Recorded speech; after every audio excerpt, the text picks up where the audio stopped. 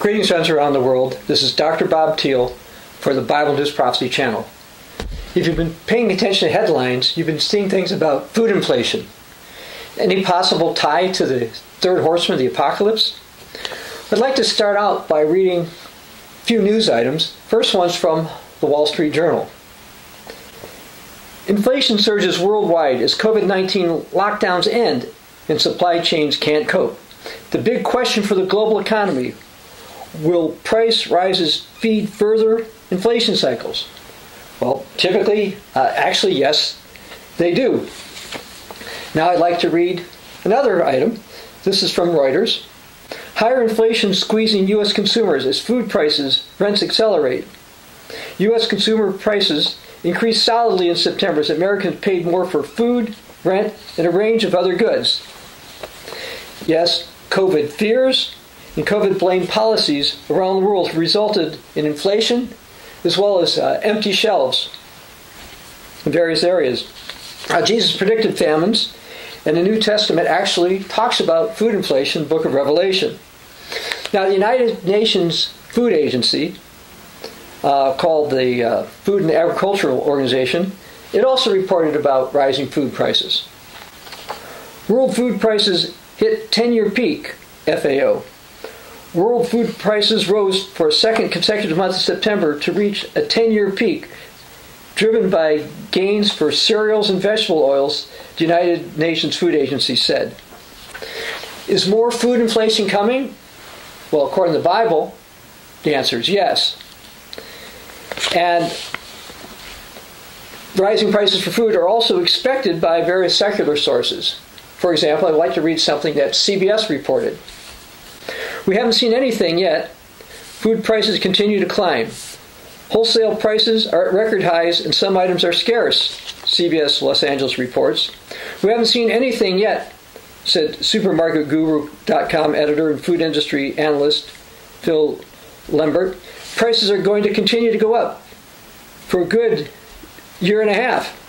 Retailers who are filling out their orders to fill their shelves are not getting what they order, Lambert said. It's estimated to be anywhere between 50 and 70% of what they order. While it's not the only cause, COVID policies have tended to lead to supply chain problems, including food shortages and food inflations. I'd like to read something now from Voice of America. As prices for goods and services rise worldwide, inflation feels less transitory. Consumers around the globe face higher prices for a wide variety of everyday purchases as supply chain problems bedevil markets. For all manner of goods, energy prices spike to highs not seen in years. That means consumers around the world are paying more for items like food, clothing, and household supplies, and for major purchases like cars, appliances, and homes. Federal Reserve Chairman Jerome Powell said that frustrating global supply chain problems resulting from the end of pandemic lockdowns have extended a period of inflation longer than he and other central bankers had originally expected. But he said he remained confident that they would eventually resolve themselves. Some economists, however, worry that the Fed is underestimating the forces driving prices on everything from food to automobiles. There are very many reasons to think that this inflation is not transitory, that it's going to be here for quite a while. Desmond Lockman, a senior fellow at the American Enterprise Institute in Washington, told Voice of America. So yes, we are seeing food inflation. It should be pointed out, when governments print money basically out of thin air, this also is a factor in inflation. And places like the United States have been doing that and expect to do a lot more of it. Now, as far as the Bible goes,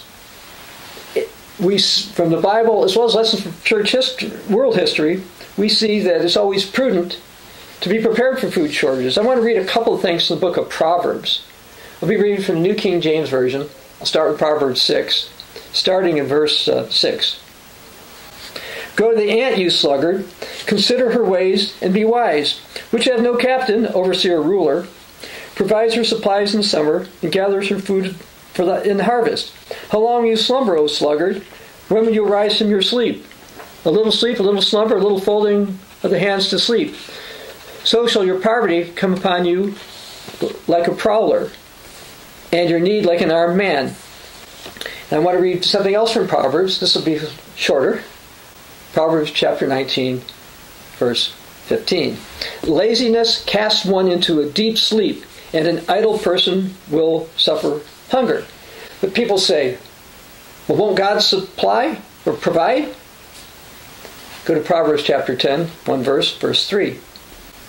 The Lord will not allow the righteous soul to famish. So it sounds like God will supply. But let's look at the next couple of verses in Proverbs 10. He who has a slack hand becomes poor, but the hand of the diligent makes rich. He who gathers in the summer is a wise son. He who sleeps in the harvest is a son of shame. So the Bible speaks of those who gather in the season when they can, to get what you have when you need to. The Bible says you need to take proper steps. Now, that concept is also in the New Testament. I'm going to go to 2 Thessalonians chapter 3, starting verse 10.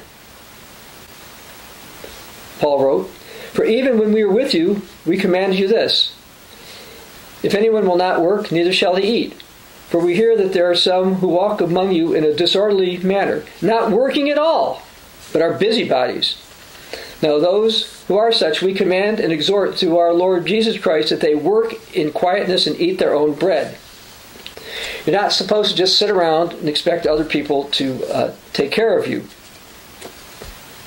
Now it should be understood that it's been more of COVID policies as opposed to COVID itself that's caused economic problems and increased food insecurity.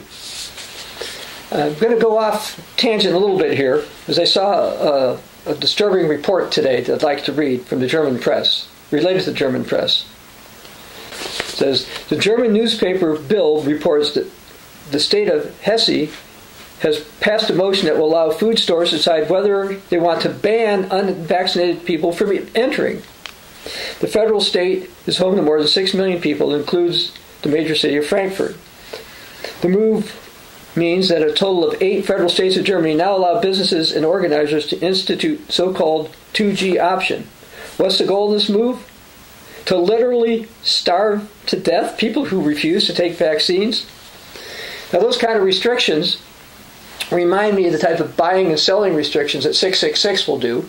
You can read that in Revelation chapter 13, verses 16 to 18. And there's other lands in Europe, like Lithuania, who also have similar things going on restrictively. Now that being said, the food situation the world faces will for a time worsen.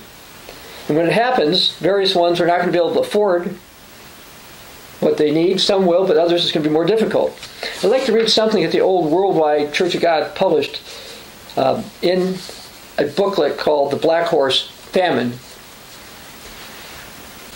Centuries ago, the greatest prophet, forecaster, newscaster who ever lived described in vivid detail the most climatic period in all of man's existence. The prophet, Jesus Christ, was referring to events immediately preceding the end or consummation of this present era of human history. His answer came in response to his disciples' question. Tell us, when will this be? What will be the sign of your coming and the close of this age? Matthew 24:3. Jesus spoke of several major events that would signal the beginning of this troubled period, and there will be famines. Matthew 24:7.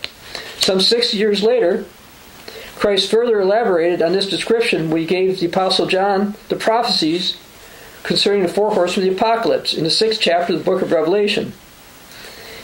Again, the same basic sequence of events is described. Following the white horse representing false Christ and red horse of war comes the black horse of famine.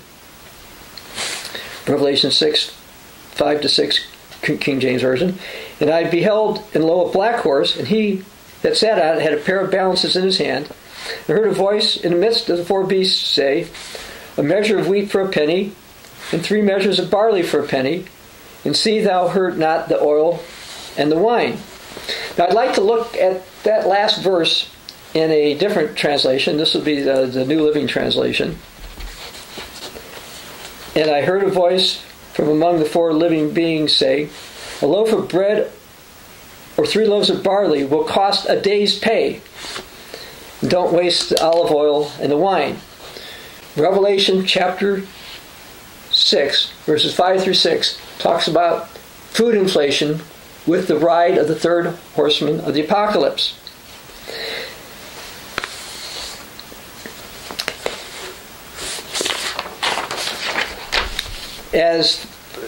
What should we do about any of this? Well, first, take physical preparations like an ant. Do what you can for yourselves. Secondly, we should help others. I'll just read one particular passage. This would be from the book of Galatians chapter 6, starting verse 9.